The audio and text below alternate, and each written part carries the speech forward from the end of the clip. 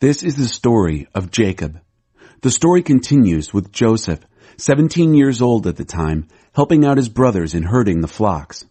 These were his half-brothers, actually, the sons of his father's wives, Bilhah and Zilpah. And Joseph brought his father bad reports on them. Israel loved Joseph more than any of his other sons because he was the child of his old age. And he made him an elaborately embroidered coat. When his brothers realized that their father loved him more than them, they grew to hate him. They wouldn't even speak to him. Joseph had a dream. When he told it to his brothers, they hated him even more. He said, "Listen to this dream I had. We were all out in the field gathering bundles of wheat. All of a sudden, my bundle stood straight up, and your bundle circled around it and bowed down to mine." His brothers said, "So you're going to rule us? You're going to boss us around?" And they hated him more than ever because of his dreams and the way he talked. He had another dream and told this one also to his brothers. "I dreamed another dream. The sun and moon and 11 stars bowed down to me." When he told it to his father and brothers, his father reprimanded him. "What's with all this dreaming? Am I and your mother and your brothers all supposed to bow down to you?" Now his brothers were really jealous, but his father brooded over the whole business. His brothers had gone off to Shechem, where they were pasturing their father's flocks. Israel said to Joseph, "Your brothers are with flocks in Shechem. Come, I want to send you to them." Joseph said, "I'm ready." He said, "Go and see how your brothers and the flocks are doing, and bring me back a report." He sent him off from the valley of Hebron to Shechem. A man met him as he was wandering through the fields and asked him, "What are you looking for?" "I'm trying to find my brothers. Do you have any idea where they are grazing their flocks?" The man said, "They've left here, but I overheard them say, 'Let's go to Dothan.'" So Joseph took off, tracked his brothers down, and found them in Dothan. They spotted him off in the distance. By the time he got to them, they had cooked up a plot to kill him. The brothers were saying, "Here comes that dreamer. Let's kill him and throw him into one of these old cisterns. We can say that a vicious animal ate him up. We'll see what his dreams amount to." Reuben heard the brothers talking and intervened to save him. "We're not going to kill him. No murder. Go ahead and throw him in this cistern out here in the wild, but don't hurt him." Reuben planned to go back later and get him out and take him back to his father. When Joseph reached his brothers, they ripped off the fancy coat he was wearing, grabbed him, and threw him into a cistern. The cistern was dry. There wasn't any water in it. Then they sat down to eat their supper. Looking up, they saw a caravan of Ishmaelites on their way from Gilead, their camels loaded with spices, ointments, and perfumes to sell in Egypt. Judah said, "Brothers, what are we going to get out of killing our brother and concealing the evidence? Let's sell him to the Ishmaelites, but let's not kill him. He is, after all, our brother, our own flesh and blood." His brothers agreed. By that time, the Midianite traders were passing by. His brothers pulled Joseph out of the cistern and sold him for 20 pieces of silver to the Ishmaelites, who took Joseph with them down to Egypt. Later, Reuben came back and went to the cistern. No Joseph. He ripped his clothes in despair. Beside himself, he went to his brothers. "The boy's gone. What am I going to do?" They took Joseph's coat, butchered a goat, and dipped the coat in the blood. They took the fancy coat back to their father and said, "We found this. Look it over. Do you think this is your son's coat?" He recognized it at once. "My son's coat. A wild animal has eaten him. Joseph, torn limb from limb." Jacob tore his clothes in grief, dressed in rough burlap, and mourned his son a long, long time. His sons and daughters tried to comfort him, but he refused their comfort. "I'll go to the grave mourning my son." Oh, how his father wept for him. In Egypt, the Midianites sold Joseph to Potiphar, one of Pharaoh's officials, manager of his household affairs. Chapter 39. After Joseph had been taken to Egypt by the Ishmaelites, Potiphar, an Egyptian, one of Pharaoh's officials and the manager of his household, bought him from them. As it turned out, God was with Joseph, and things went very well with him. He ended up living in the home of his Egyptian master. His master recognized that God was with him, saw that God was working for good in everything he did. He became very fond of Joseph and made him his personal aide. He put him in charge of all his personal affairs, turning everything over to him. From that moment on, God blessed the home of the Egyptian, all because of Joseph. The blessing of God spread over everything he owned, at home and in the fields, and all Potiphar had to concern himself with was eating 3 meals a day. Joseph was a strikingly handsome man. As time went on, his master's wife became infatuated with Joseph and one day said, "Sleep with me." He wouldn't do it. He said to his master's wife, "Look, with me here, my master doesn't give a second thought to anything that goes on here. He's put me in charge of everything he owns. He treats me as an equal. The only thing he hasn't turned over to me is you. You're his wife, after all. How could I violate his trust and sin against God?"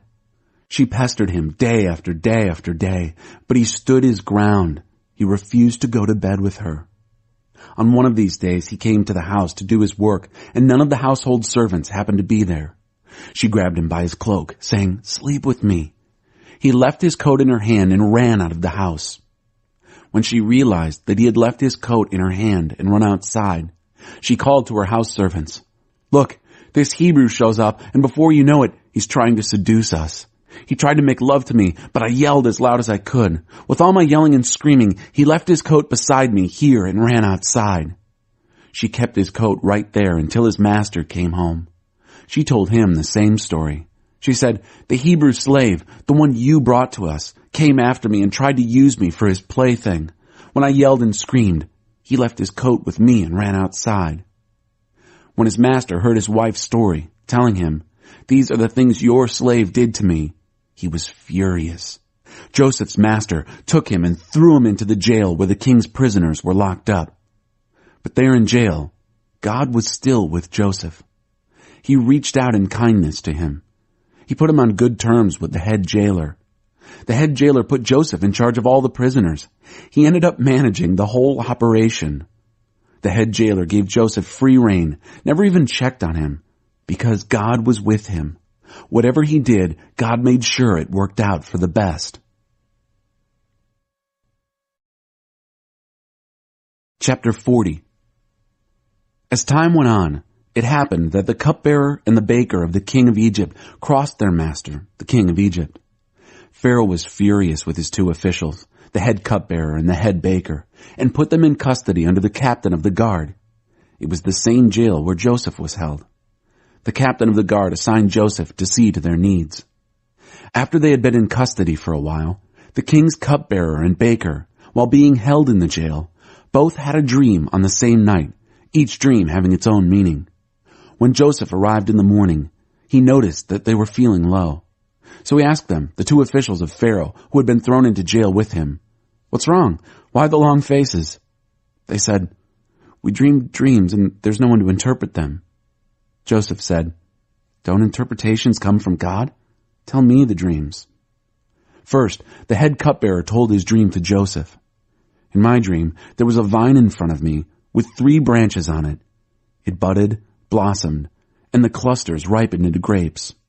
I was holding Pharaoh's cup. I took the grapes, squeezed them into Pharaoh's cup, and gave the cup to Pharaoh." Joseph said, "Here's the meaning. The 3 branches are 3 days. Within 3 days, Pharaoh will get you out of here and put you back to your old work.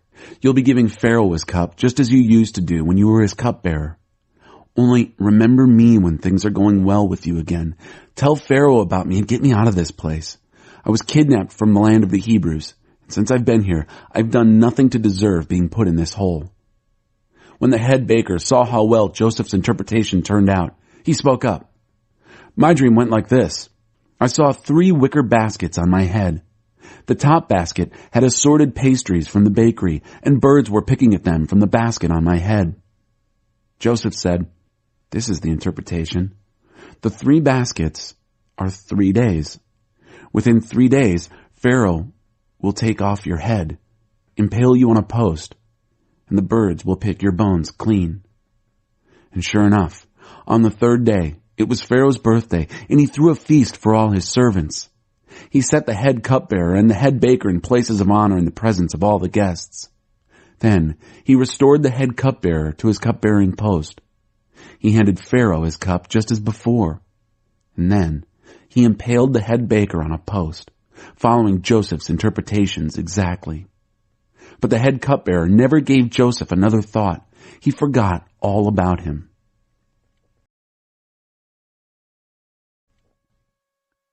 Chapter 41.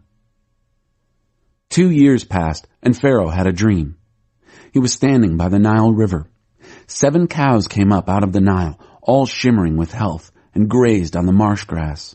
Then 7 other cows, all skin and bones, came up out of the river after them, and stood by them on the bank of the Nile. The skinny cows ate the 7 healthy cows. Then Pharaoh woke up. He went back to sleep and dreamed a second time. 7 ears of grain, full-bodied and lush, grew out of a single stalk. Then 7 more ears grew up, but these were thin and dried out by the east wind. The thin ears swallowed up the full, healthy ears. Then Pharaoh woke up. Another dream. When morning came, he was upset. He sent for all the magicians and sages of Egypt. Pharaoh told them his dreams, but they couldn't interpret them to him.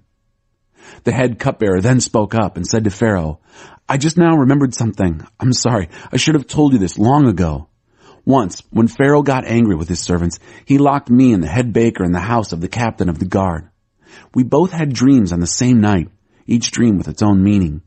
It so happened that there was a young Hebrew slave there with us. He belonged to the captain of the guard. We told him our dreams, and he interpreted them for us, each dream separately. Things turned out just as he interpreted. I was returned to my position, and the head baker was impaled. Pharaoh at once sent for Joseph. They brought him on the run from the jail cell. He cut his hair, put on clean clothes, and came to Pharaoh. "I dreamed a dream," Pharaoh told Joseph. "Nobody can interpret it. But I've heard that just by hearing a dream, you can interpret it." Joseph answered, "Not I, but God. God will set Pharaoh's mind at ease." Then Pharaoh said to Joseph, "In my dream, I was standing on the bank of the Nile. 7 cows, shimmering with health, came up out of the river and grazed on the marsh grass. On their heels, 7 more cows, all skin and bones, came up. I've never seen uglier cows anywhere in Egypt. Then the 7 skinny, ugly cows ate up the first 7 healthy cows. But you couldn't tell by looking. After eating them up, they were just as skinny and ugly as before. Then I woke up. In my second dream, I saw 7 ears of grain, full-bodied and lush, growing out of a single stalk, and right behind them, 7 other ears, shriveled, thin, and dried out by the east wind. And the thin ears swallowed up the full ears. I've told all this to the magicians, but they can't figure it out." Joseph said to Pharaoh, "Pharaoh's 2 dreams both mean the same thing. God is telling Pharaoh what he is going to do. The 7 healthy cows are 7 years, and the 7 healthy ears of grain are 7 years. They're the same dream. The 7 sick and ugly cows that followed them up are 7 years, and the 7 scrawny ears of grain dried out by the east wind are the same, 7 years of famine. The meaning is what I said earlier. God is letting Pharaoh in on what he's going to do. 7 years of plenty are on their way throughout Egypt, but on their heels will come 7 years of famine, leaving no trace of the Egyptian plenty.